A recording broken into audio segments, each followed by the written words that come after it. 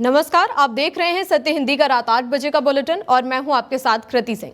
देश की राजनीति से लेकर अंतर्राष्ट्रीय मोर्चे तक माहौल गरमाया हुआ है। हिमंता बिस्वा शर्मा और पवन खेड़ा के मामले में सुप्रीम कोर्ट की फटकार के बाद सियासत तेज हो गई है, तो पंजाब में भगवंत मान पर लगे नशे के आरोपों ने बड़ा बवाल खड़ा कर दिया है। हालांकि उनकी सरकार ने विश्वास प्रस्ताव पास कर अपनी ताकत दिखा दी। अंतर्राष्ट्रीय स्तर पर अब्बास अरागची ने अमेरिका पर $100 अरब खर्च के आरोप और अनवर गर्गाश का ईरान पर वार दुनिया की सियासत को और ज्यादा गरमा रहा है। इन्हीं खबरों पर इस बुलेटिन में बात होगी, लेकिन पहले देखते हैं दिन भर की 5 बड़ी खबरें।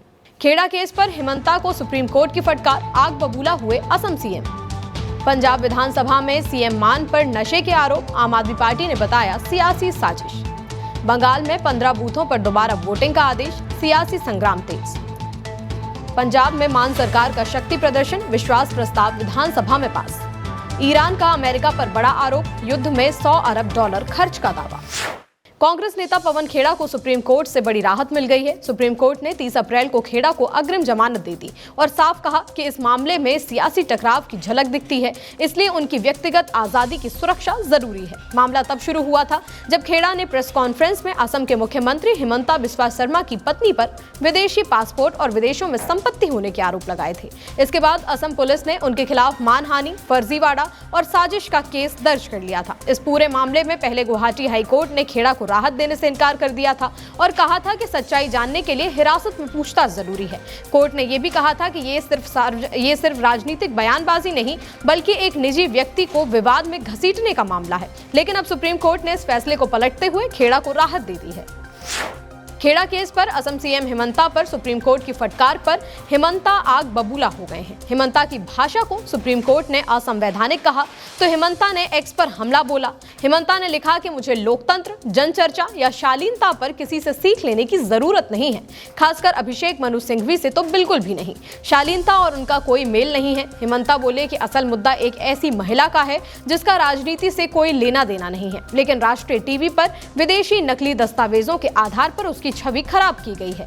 मुझे पूरा भरोसा है कि अदालतें इस मामले पर ध्यान देंगी और जल्द या देर से दोषी व्यक्ति को सजा मिलेगी, जिसने झूठे दस्तावेजों के सहारे एक महिला की इज्जत को नुकसान पहुंचाने की कोशिश की है।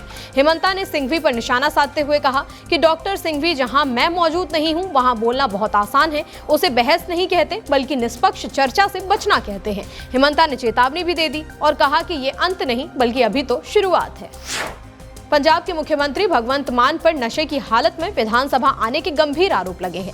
राज्यसभा सांसद स्वाति मालीवाल ने एक वीडियो शेयर करते हुए दावा किया कि सीएम मान शराब के नशे में सदन में भाषण दे रहे थे। उन्होंने इसे लोकतंत्र के मंदिर का अपमान बताया। वहीं शिरोमणि अकाली दल ने भी तीखा हमला बोलते हुए कहा कि मजदूर दिवस जैसे मौके पर मुख्यमंत्री का इस तरह सदन में आना बेहद शर्मनाक है। पार्टी ने मांग की कि सच सामने लाने के लिए सीएम का डोप टेस्ट कराया जाए। विपक्ष के नेता प्रताप सिंह बाजवा ने भी सवाल उठाते हुए कहा कि जब खुद मुख्यमंत्री ही नशे में हो तो विधानसभा सत्र चलाने का क्या मतलब रह जाता है।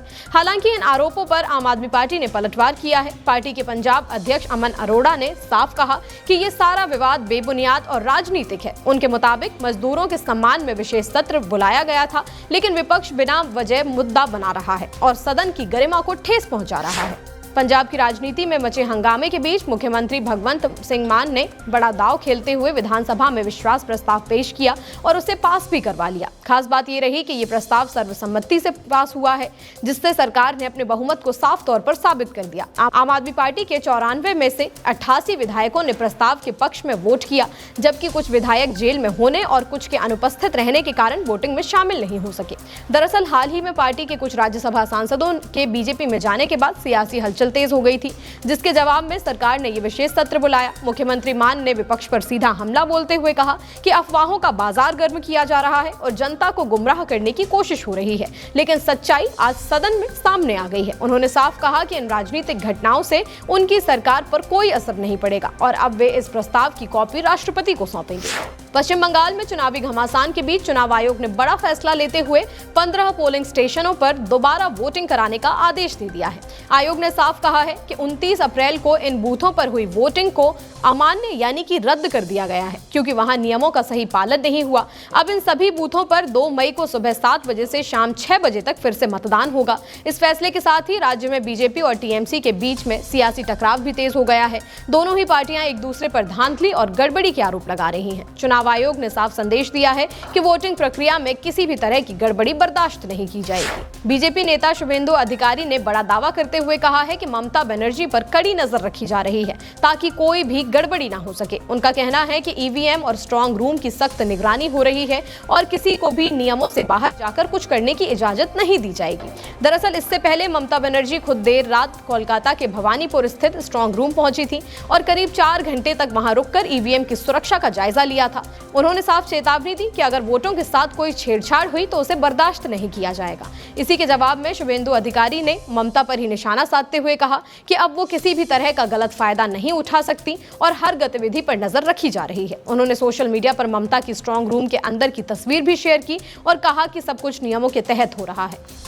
समाजवादी पार्टी के अध्यक्ष अखिलेश यादव ने पश्चिम बंगाल चुनाव को लेकर लखनऊ में प्रेस कॉन्फ्रेंस के दौरान आरोप लगाया कि बीजेपी और इलेक्शन कमीशन ने मिलकर बंगाल में वही चुनावी मॉडल लागू कर दिया है जिसे पहले उत्तर प्रदेश में ट्रायल के तौर पर आजमाया गया था। उन्होंने दावा किया कि बंगाल में केंद्रीय सुरक्षा बलों का एक समानांतर सिस्टम खड़ा किया गया जिससे चुनावी माहौल प्रभावित हुआ। अखिलेश ने कहा कि ये सब चुनाव प्रक्रिया को प्रभावित करने की कोशिश है, लेकिन इसके बावजूद जनता का मूड साफ है। उन्होंने भरोसे के साथ कहा कि ममता बनर्जी ही इस बार चुनाव में जीत दर्ज करेंगी और ये जीत ऐतिहासिक होने वाली है। कमर्शियल गैस सिलेंडर के दाम बढ़ने को लेकर राहुल ने केंद्र सरकार पर हमला बोला है। राहुल ने एक्स पर लिखा कि मैंने कह दिया था चुनाव के बाद महंगाई की गर्मी आएगी। आज कमर्शियल गैस सिलेंडर 993 रुपए महंगा हो गया है। एक ही दिन में सबसे बड़ी बढ़ोतरी हुई है। ये चुनावी बिल है। फरवरी से अब तक 1380 की बढ़ोतरी हुई है। सिर्फ 3 महीनों में 81% का इजाफा हुआ है। राहुल ने कहा कि चाय वाला, ढाबा, होटल, बेकरी, हलवाई हर किसी की रसोई पर बोझ पड़ा और इसका असर आपकी थाली पर भी पड़ेगा। पहला वार गैस पर और दूसरा वार पेट्रोल डीजल पर। बुलेटिन में आगे अभी और भी खबरें हैं। इंडियन स्टेट बयान पर राहुल को हाई कोर्ट से राहत। कर्नाटक सीएम पर सस्पेंस, हाईकमान मिलकर करेगा फैसला। ईरान बोला जंग का असली खर्चा छिपा रहा अमेरिका। यूएई का ईरान पर वार, हॉर्मुज पर भरोसा नहीं। लोकसभा में नेता प्रतिपक्ष राहुल गांधी को बड़ी राहत देते हुए इलाहाबाद हाई कोर्ट ने उनके खिलाफ एफआईआर दर्ज कराने की मांग वाली याचिका खारिज कर दी है। मामला उनके उस बयान से जुड़ा था जिसमें उन्होंने कहा था कि कांग्रेस अब बीजेपी, आरएसएस और भारतीय राज्य से भी लड़ रही है। इस बयान को लेकर काफी सियासी तूफान खड़ा हुआ था और इसे देश विरोधी बताते हुए कार्रवाई की मांग की गई थी। ये याचिका हिंदू शक्ति दल के सिमरन गुप्ता ने दाखिल की थी जिसमें आरोप लगाया गया था कि राहुल गांधी का बयान देश की भावनाओं को आहत करता है, लेकिन जस्टिस विक्रम डी चौहान की सिंगल बेंच ने इस दलील को खारिज कर दिया और याचिका को स्वीकार करने से इनकार कर दिया। अब हाई कोर्ट के इस फैसले के बाद राहुल गांधी को कानूनी राहत मिल गई है। कर्नाटक की राजनीति में चल रहे सीएम चेहरे के सस्पेंस पर अब मल्लिकार्जुन खड़गे ने बड़ा बयान दिया है।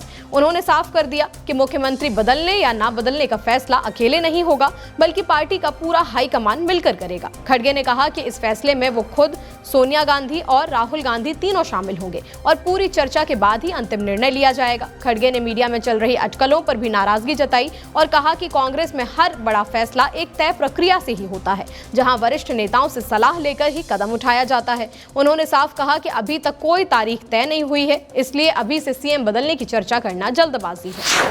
ईरान के विदेश मंत्री अब्बास अरागची ने दावा किया है कि अमेरिका इस युद्ध की असली लागत छिपा रहा है और पेंटागन झूठ बोल रहा है। अरागची ने कहा कि युद्ध शुरू होने से अब तक इसकी लागत $100 अरब तक पहुंच चुकी है, जो कि अमेरिकी दावों से 4 गुना ज्यादा है। उन्होंने सोशल मीडिया पर लिखा कि ये सिर्फ सीधा खर्चा नहीं, बल्कि अप्रत्यक्ष लागत इससे कहीं ज्यादा है। उनके मुताबिक हर अमेरिकी परिवार पर हर महीने करीब $500 का बोझ पड़ रहा है और ये तेजी से बढ़ता जा रहा है। अरागची ने तंज कसते हुए कहा कि इस्राइल फर्स्ट की नीति का मतलब अमेरिका लास्ट हो गया है, यानी इस युद्ध का सबसे बड़ा नुकसान खुद अमेरिका को ही उठाना पड़ रहा है। खाड़ी क्षेत्र में बढ़ते तनाव के बीच यूएई ने ईरान पर सीधा हमला बोला है।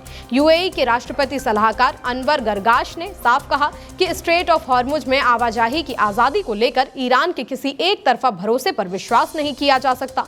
उन्होंने ईरान की हालिया कार्रवाई को धोखेबाज बताया और कहा कि ऐसे माहौल में सिर्फ अंतर्राष्ट्रीय कानून और वैश्विक ताकतों की सामूहिक इच्छा ही इस अहम समुद्री रास्ते की सुरक्षा की गारंटी दे सकती है। गरगाश ने जोर देकर कहा कि स्ट्रेट ऑफ हॉर्मुज सिर्फ क्षेत्रीय ही नहीं, बल्कि पूरी दुनिया की अर्थव्यवस्था के लिए बेहद जरूरी है, इसलिए इसकी सुरक्षा किसी एक देश के भरोसे नहीं छोड़ी जा सकती। उनका कहना है कि युद्ध के बाद के दौर में स्थिरता बनाए रखने के लिए अंतर्राष्ट्रीय सहयोग ही सबसे बड़ा सहारा होगा। फिलहाल इस बुलेटिन में इतना ही। देश दुनिया की बड़ी खबरों के लिए आप देखते रहिए सत्य हिंदी। नमस्कार।